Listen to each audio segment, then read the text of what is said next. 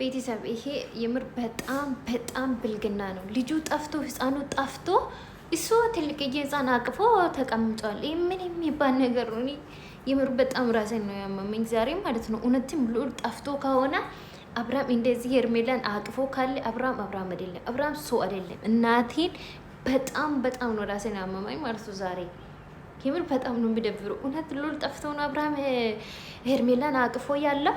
እውነት ልዑል ጠፍቶ ነው? እውነት ልዑል ጠፍቶ ነው አብርሃም ሄርሜላን አቅፎ ያለው? እረ ፈጣሪ ወይ ድረስልኝ። ምን አይነት ዘመን ላይ እየደረሱ ነው ሰው ይምር። ወይኔ ጉድ!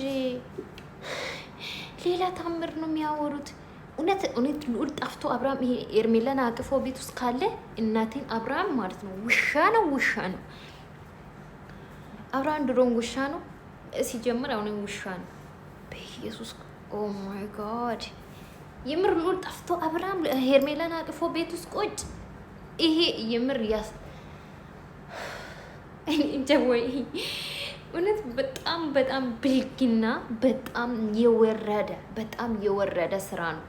እናቴን ቃላት ነው የጠፋኝ፣ ቃል ነው የጠፋኝ። እሱ ሄርሜላን አቅፎ ቤት ውስጥ ልዑል ጠፍቶ ሩታ እየፈለገች እሱ ሄርሜላን አቅፎ ቤት ውስጥ ካለ እኔ ቃላት ነው የጠፋኝ። የምር ማውራ ነገር ነው የጠፋብኝ።